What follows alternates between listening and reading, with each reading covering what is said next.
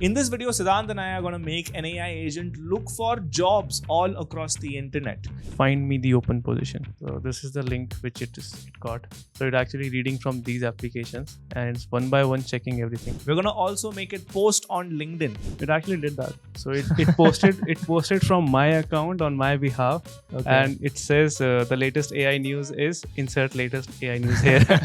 Although that's very scammy. And also, we're going to get the status of Siddhant's flight. The status of your Indigo flight from Bangalore to Dehradun is rescheduled due to operational reasons. The revised time is 11:35 to 1300, and I didn't know this. And I'm gonna build this only in 15 lines of code. What? 15? Yes. Are you serious? Exactly. Wow, that's some expectation that you've set there. Awesome. Let's get on to it. Yep. Firstly, what exactly is an agent? So I can define agents in 3 words: your LLM plus memory plus tools. Okay, LLM plus memory plus tools. Can you explain that and put it together and explain it in how a system works, how the entire system works? Okay, so let's take an example from ChatGPT. So how you interact with ChatGPT is from an interface, and that is the application which you see where you have the chat window. Internally, it uses this API called GPT-3 or GPT-4, and these are the large language models, so-called LLMs. And similar to that, you have Bard from Google and Llama from Meta. So these are the brains of the application. But the problem is these LLMs doesn't have memory, which means like you can only talk to them within the context window which they have. For example, GPT has this context window of 4096 tokens, which means you can only have like 500 words in one single conversation, which it can remember. So that is another problem. So, and also it can't access the tools which you use. For example, GPT can't use your Gmail, your calendar, and other stuff. Right. Now imagine a world where you can combine GPT's intelligence, add some memory so it can remember all your details, your personal details, and it can also talk to your apps. That becomes an agent. Right. So you're telling me that it will have capabilities beyond just answering questions on a Exactly. chatbot. It can actually execute tasks for you. For example, you can say, okay, whenever I receive this email, set up a meeting with this person. So it can do that actually, which is a task of your usually how your personal assistant or executive assistants work. Got it.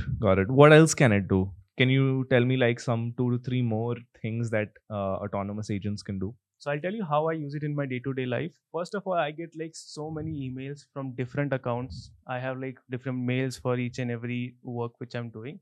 And I need a summarizer every morning instead of me going through each and every email. So I have set up this autonomous agent for me, which can read through all the emails and give me a one summarized single email which highlights what are the important tasks for me in this day.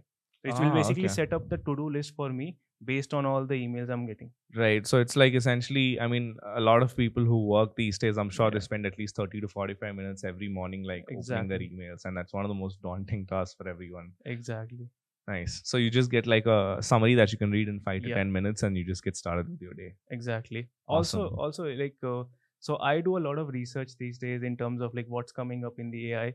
And GPT in itself is not very good in that because it doesn't have access to your real-time data. Right. Now I have built this agent which can actually search this entire internet based on what I want. So I have already prompted it with a personality which does research on certain areas. For example, the AI automation, the AI automation, coding, and software development. So I can tomorrow give him a task. For example, write a script for this video which we are shooting right now, coming up with an AI agent. It will go to all the links on Google. It will search, it will read the article and give us the summarized script which we can use. So I'll basically have like a reference material to start with before I make the actual video. Exactly. So it's essentially like a Jarvis without like a voice. Yeah. Right now it's a Jarvis without a voice. Oh. You can text. Can we actually make Jarvis with a voice using these agents thing probably in another video? Exactly. We can do that. If you guys want us to do that, if you guys want us to actually make a Jarvis that actually speaks to you and takes voice inputs, let us know in the comments and we'll actually do that. Awesome. So let's actually build this out. How do we get started? So we'll use JavaScript for this. And we also use something called LangChain. And LangChain is a framework which will help you to build and connect all these tools together. Okay. So there are like different ways to build this. You can go out and like stitch all these APIs manually, but I prefer to do it in a quicker way. And you actually told me that we're going to do this in 17 lines of code. Not 17, 13. 13 lines. Are you serious? Exactly. Yeah. We're going to build an AI agent in just 13 lines of code. Java is in 13 lines, guys. Let's go. So as I mentioned, we'll be using LangChain, which is a framework to build this application. That's how we can build it in 13 lines of code. Okay, awesome. So you need a basic Node.js server for this. For Okay. that, you need to install Node.js if you haven't installed it on your PC. So So this Node.js server is essentially where our database is going to be. So this is basically your API, which can talk to all the tools, which can also store data at your database. Right now, we're not using database, but for the sake of this example, Got it. but we can like connect with database, anything. So this will become your connector. Got it. So Yeah. essentially, API is basically a bridge between two tools, and that's Yeah. what we're creating here. So first you have to go to nodejs.com, nodejs.org, and then you have to download the latest version. Okay. Yeah, once you're done with that, you're ready to start the code. So let's open the terminal. I'll create a new folder. So you can do it from the GUI itself, but me being a coder, so I'm using it from the terminal. Okay. Let's call it our Jarvis. So we have created a folder. Now you have installed the Node.js, so that will give you this command called npm, and npm basically stands for Node Package Manager, and it will help you to install all the packages which are built by other developers. And this Okay. also gives you a few commands. So right now I'm using this command called npm init-y, which will create a new Node.js file or Node.js server for me. It will create a package JSON where it will keep track of all the dependencies, all the third parties which you're adding to your code. Okay. And that's all we need to do to initiate the repo. And then you can use VS Code. I'm using VS Code here. If you have other preferences, you can use that as a code editor. So now let's create a file. I'll call this agent.js. You can call it index.js or server.js based on that. Now to start this, we need, because we are using LangChain, so we need to install LangChain first. So let's do that. npm, you can use I instead of using install. That's a shortcut. npm I LangChain. So this is the package we need. So this is installing it from the internet? Yeah, this Okay. is installing it from the internet. So because you installed that Node.js server, this gives you the access to all the packages which are deployed over npm. Right. So after this, let's create a file. I'll call this agent.js. And we need LangChain, so I'll install that first. npm I LangChain, that's a command. Okay. Cool. Now we have installed LangChain, so it has added this in the dependencies. Okay. And now we can start. What exactly is a dependency? So dependency is any third party. This is not built by us. LangChain is built by some other developers, Got it. but on the same server. Got So we can just install it via npm. So now let's first go to the LangChain docs. So this is the step which we have just executed. And so there are different things which LangChain provides you apart from building agents. So I'm not going deep in today's topic because we're going to focus on building agents. So this is the agent part. We'll start from these 5 steps. First, you need to import required functions from LangChain. This Okay. will be all your functions which you will be using to build the agent. Then you need to define tools, like what all tools, just what we spoke about.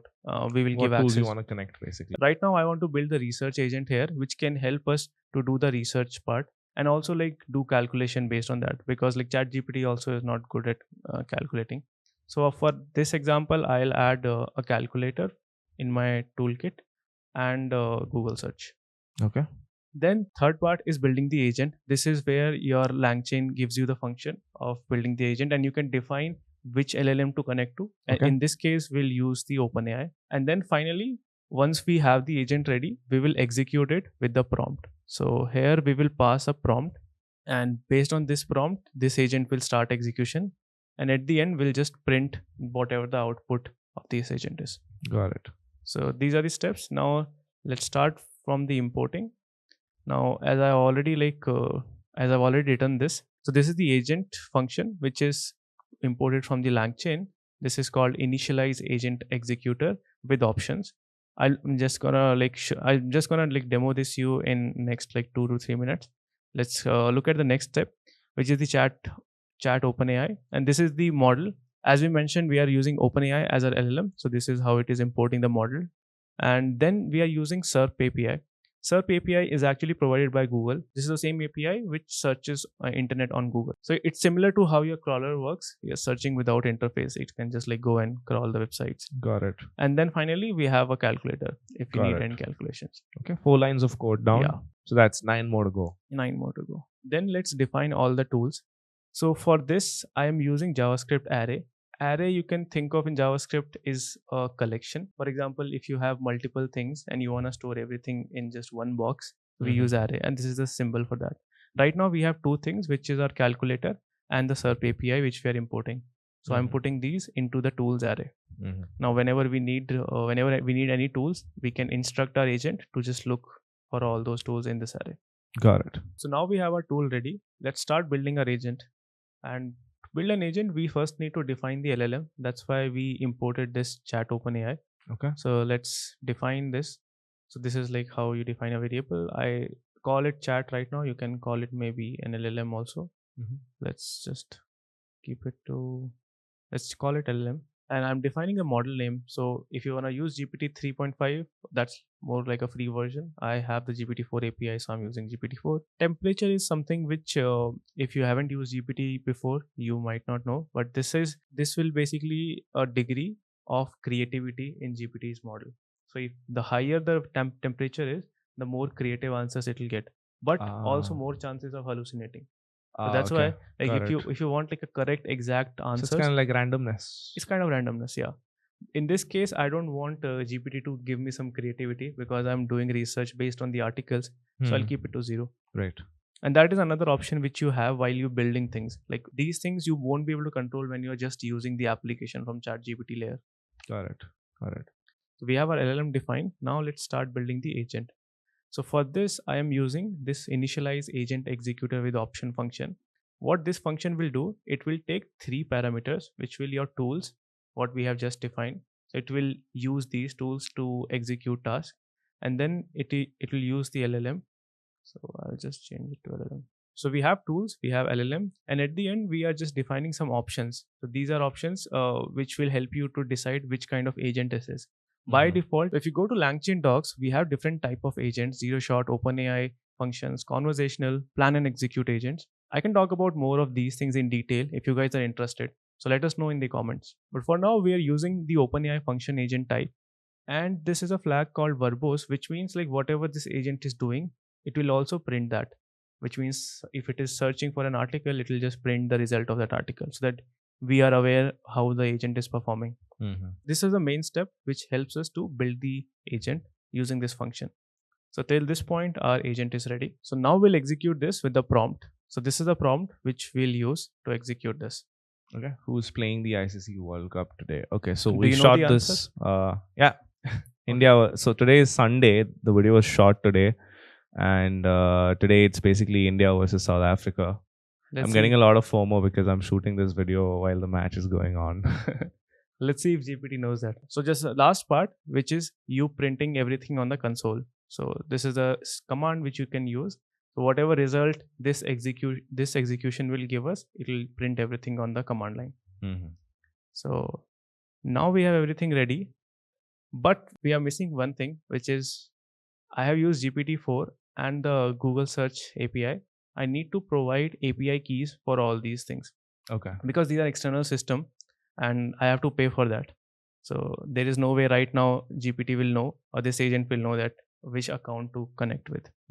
So I'll go to my, so you can create the API key by going to platform.openai.com and under your API key section. So under your profile, you can see view API keys, and here you can create a new secret. So I'll say agent. Once I get the API key, I'll copy this and paste it on my editor. Now I don't want to paste the API key directly here because that can result into leak of this API key. So the best practice for us to use this is to create a env file. You can start with .env. Dot by default in Mac means that this file is hidden. So like no one can see it right now. And I'll just pass this as OpenAI. I'll say we'll do the same thing for SERP. For SERP API, you need to go to this. This is by Google. So you need to sign in here and under the API key section, you will find this API key for your search. Okay. Cool. So now we got both the API keys. We can put it in the env file, OpenAI as OpenAI underscore API underscore key, and this is the format which this library takes the key. Same goes with the SERP API key, SERP underscore API underscore key. And here you can paste your keys. Now this is ready. But one thing we missed here, because we are storing these keys in .env file, we need a way so that our agent can communicate with this env file and take the inputs. In order to do that, we'll install something called .config. To do this, we need to install a package called .env. This will help your agent to read whatever data is written in this file. So let's first do that. npm i.env. Now we have .env with us. We can import this. So we can import this here, and we can just initialize this .env.config. So this is how it can communicate with your .env file. I know this sounds little extra, but this is important because these are your API keys for which you are paying. That's why we are taking these precautions. Got it. Right. Let's run it. Now let's try to run this. So this works in first time. That's insane. It's new in code. Let's see. Okay, now agent is running. First, let's see what it did. Yeah, this is where we started, and so it took the input, which is who is playing ICC World Cup today, and then it started the process. So the content was here you can see this is the content which it passed from the input, and this was the next step from the LLM. This is the generations array which it generated. It already used search as a keyword. So these are the function calls, and these are the, I know this sounds or this looks a little bit daunting, but just follow the keywords which I'm pointing out. So this is a function call, and it automatically identifies, because ChatGPT doesn't have any data on today's match, so it knows that it has to search, and this is where it decides to make a call for the search API. Okay. And it automatically identified this string, ICC World Cup match today. Are you able to notice that it automatically trims who is, which is the keyword not relevant to the search, and it picks the right keyword, or it frames the right input for the search API. Right. Once it has done that, it will go and do the search. After this was the result it got. It also mentioned that entering tool run with input this, which is your search, and now it is exiting tool run with the output. So it sent this input to your tool, which was your Google API, and it got this output. And this output was from the Google API. It received like bunch of links, as you can say. And this is like generally how you also receive Google search, where you receive bunch of links, and then you click on each and every link. Click one of those links and see how accurate it is. Is this the final result? No, this is not a final result. This is just still processing. So this is the entire workflow. We are getting it. Let's not just click on the link, because so this is the data which is getting from the Google Search API. Okay. Now let's see like how it is thinking after this. It got the result. It again went and did another call, which means like it didn't get the right result in the first link or the first response. So this was the second API call, and this is where, if you can see, I don't know, yet to bat. So this is received by the Google Search API. Although this text is a little bit clumsy right now. Now at the end, after running 2 iterations, it got the right answer, which it returned. Today's ICC World Cup match is between India and South Africa. The match is being held at Eden Gardens. Currently, India has scored 117 on 2 wickets in 7.3 overs. South Africa is yet to bat. India is doing pretty good, and so did your agent. Awesome. And you can confirm this data with your Google search as well, because this is something which ChatGPT was not capable of doing that before this point of time, right? Right. So essentially, we plugged in ChatGPT to the internet using this crawler. Yeah. And now we're able to get real-time data. Exactly. Awesome. And because, see, I have also included calculator here.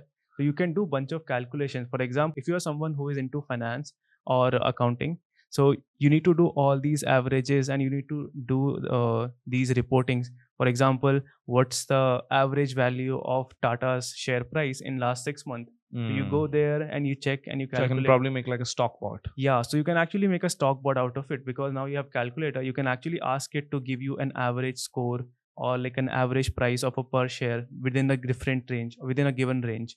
So you can say, okay, from date 15th August to 15th September, I need Tata's price or a mean price of the Tata share.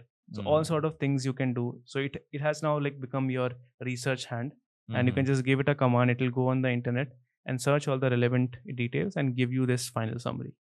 Got it.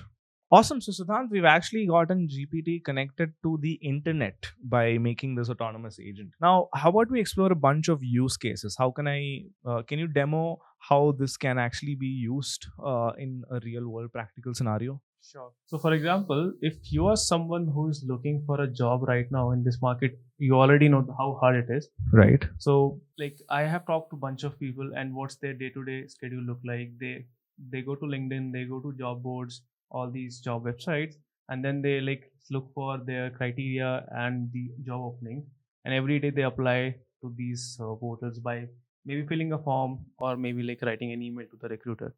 Now with this, you can actually automate that entire process. So you can just select LinkedIn, Naukri, Monster. You can select these job portals, identify what's your criteria is, and add the filters.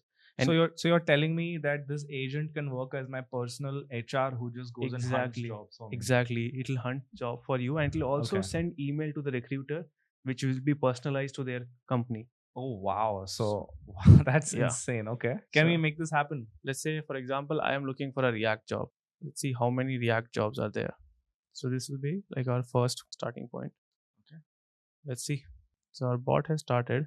So basically, this bot is scanning the entire internet, all of Google, whatever we have connected into, and crawling everything to get an actual number. Exactly. Wow, this is super helpful. I can just like know like all these whatever basic numbers without having to go through like 10 different websites. And you can like automate it for every day. You can run a cron job, which will basically like do this thing every day at 10 p.m. You can set a timer, and then at the end of the day you will get a summary. Okay, today this is what I did today. Today like you got like 5 openings in this company, right? And these are the emails ready for them. You can review and just send.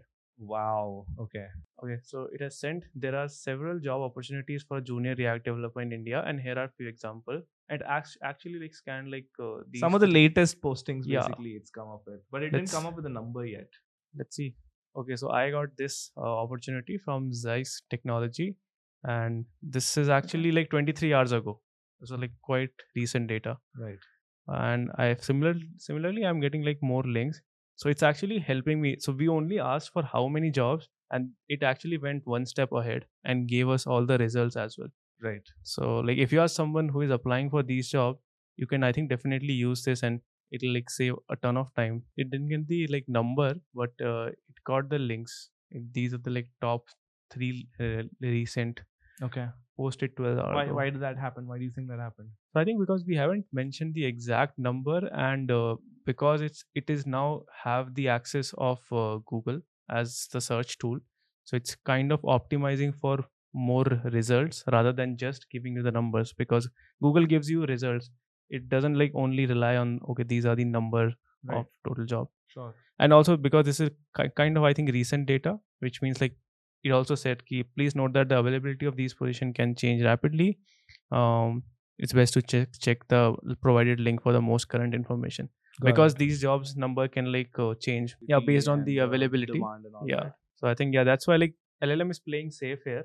Okay. So instead of giving us number, it is directly just giving us the links. You can, which is still helpful to be honest. You can, so in this case actually what we can do, if you really want to get a number, you can just like reprompt it to exactly write we need exact numbers for how many jobs are there in this particular domain.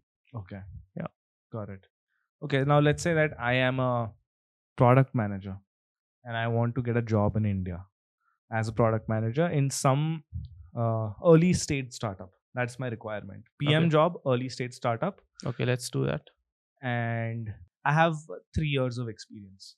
Okay, I'm gonna actually write that what you just said. Let's see if it can like fetch details, because Google doesn't work like that. If you write like these kind of queries, I am a product manager, it will not use that. Right. But let's see if a bot can understand. So I'm a product manager. What else? And I'm looking for a job as a product manager at an early stage startup. I have 3 years of experience, and I would prefer if it was a finance startup. Find me the positions that are open. Okay, let's just review it. I'm a product manager and I'm looking for a job as a product manager at an early stage startup. I have 3 years of experience and I would prefer a finance startup. Find me the open position. Let's try this. If you actually go up, I can actually see how GPT is condensing it. So it condensed my whole prompt into product manager jobs at early stage finance startups. So it actually made a query because it knows that Google can't understand the natural language right now. Right. So it also identified it needs to search for this query. Right. That's the intelligence. Is it done? No, it's still It's returning. still taking. So it got the first link, early stage consumer social startup. Now I think it's reading it. Okay. This we can actually see this link what it is reading right Let's now. check it out. So this is the link which it got. Product manager fintech startup. So it actually reading from these applications and it's one by one checking everything. Oh, now it got the result right. So I think by default it gets me like 3 results. Yeah, because we are not mentioning the number here. You Right. can just so it mention. takes its own Yeah. estimate. So if I say 10, will I get Yeah. 10? You'll get 10. Okay. So right now it's because we haven't mentioned the number, so it's getting us the top 3, and it actually gave you. Let's test this out. So if I want, to get a certain salary range, let's say Yeah. I want to get paid somewhere between 15 and 20 LPA, I Exactly. can just mention that and it'll only return Exactly. those jobs. So like this was like the first result which it got: associate product manager at an early stage consumer social startup. Senior product manager. And at it Saffola. also got this one, which was I think very similar for you. This was senior product manager, and it's the Freedom Financial Network. So as per Right. the query, and to be honest, like I know I've been like I also used to do job hunting, and this is like the most painful task as a Hmm. developer, because like they're like every day you have to go through this process, and your success rate is only like 1 to 2%. Right. So it's like Okay, so now let's say that I have identified 3 companies I want to apply to. How do I Yeah. automate the next step and make my agent work on that? Okay, so here comes the interesting part. Now, if we go back and understand what we did here, we just included 2 tools, calculator and the search API.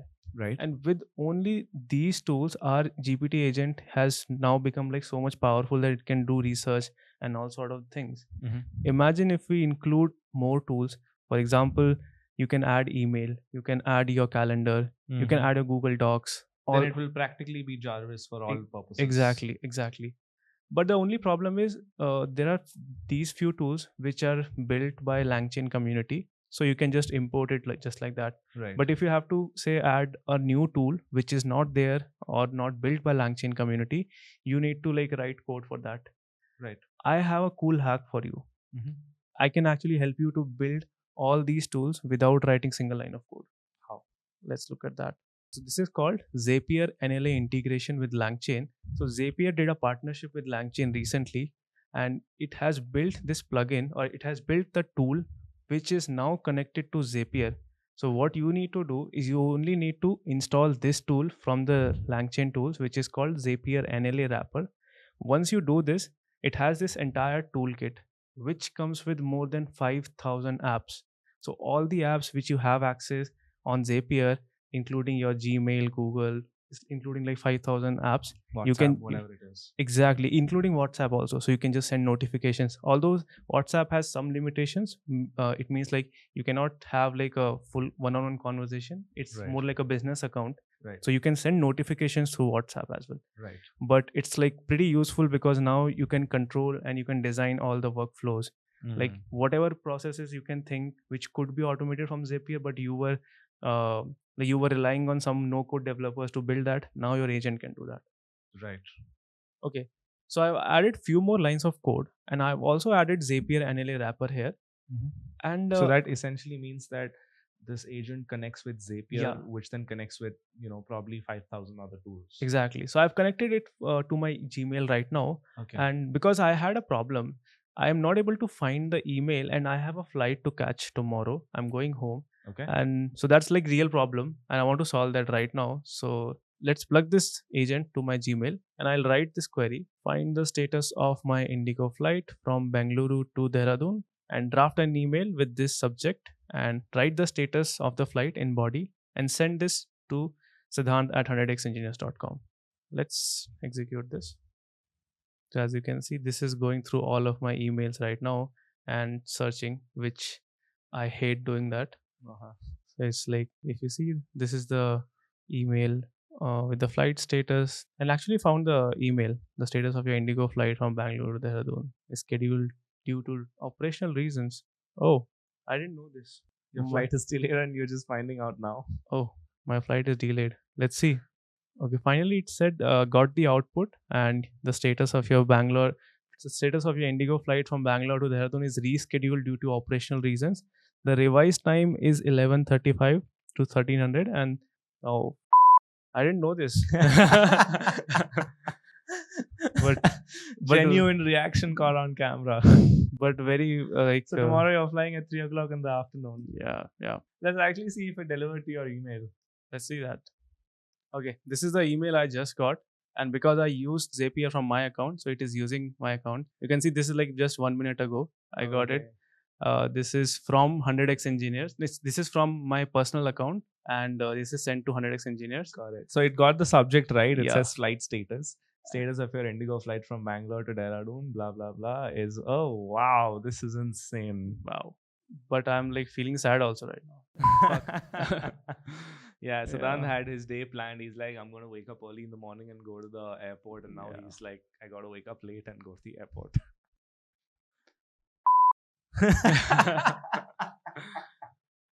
Oh, This is shit. hilarious, dude. But yeah, it definitely helped me. I think instead of me looking through all those emails. Yeah. Very interesting. Very interesting. Awesome. What else can this do? So it can do like bunch of other stuff as well. Like you can think of any flow with Zapier. So one interesting flow, as I mentioned, that people who are looking for jobs, Mhm. or if you're actually someone who wants to create content and who Mhm. wants to showcase your I skill. create content every day. Yo, so How can it help me? so what you can do, Zapier also has this LinkedIn plugin, which means you can actually connect LinkedIn, Instagram, and even Facebook APIs, and you can ask GPT to create content, and then you can schedule it every day.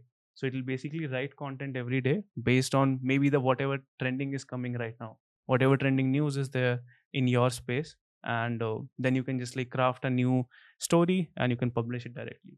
And you can set this automation. So Right. So essentially, I basically have.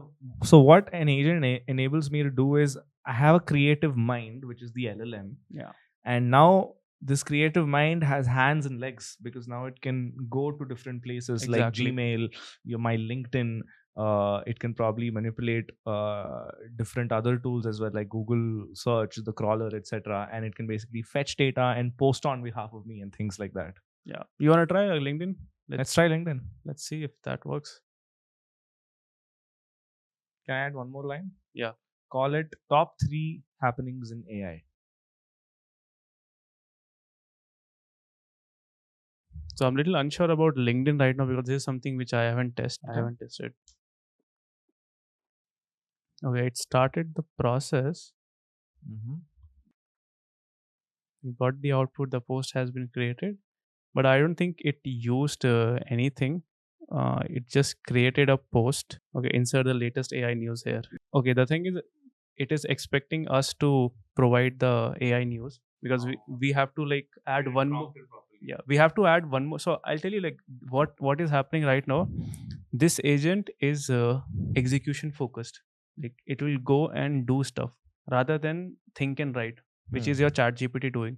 So what we can do is we can like add 2 layer here. One is a layer which will ask GPT to write a post, and then whatever the output of this GPT response, we can then plug and use it here. So that is how it works, and it is expecting it to like it is expecting you to pass on that news. But that is like very solvable problem. Let's see like if it actually posted something. I gave my LinkedIn credits. It actually did that. So it posted from my account on my behalf. Okay. And it says the latest AI news is insert latest AI news here. Although that's very scammy. I think with just little bit of prompt engineering, you can get there. Yeah. We know the execution works. Now it's about your creativity and how you use it. Right. So essentially, if I probably made it like 2 separate prompts, one to fetch me the data, and one to basically post it on LinkedIn, then I would have been able to do a better job over exactly. here. And Very and we'll nice. talk about those things. If you are interested, just do let us know in the comments, and we'll make a full-fledged tutorial on how to build something like that. Yeah, there are like multiple use cases. If you're if you're someone who creates content on LinkedIn, if you're someone who creates content on Instagram, if you are someone who's in the stock market scene, if you are a salesperson, there's a lot of use cases that agents can actually come in order to make your life like 10 times more easier and save a lot of time for you, especially when it comes to automating certain tasks for you. So let us know in the comments and we'll make dedicated videos for autonomous agents specific to certain use cases and niches. And just let me delete this post, otherwise people will think my account is hacked. Awesome.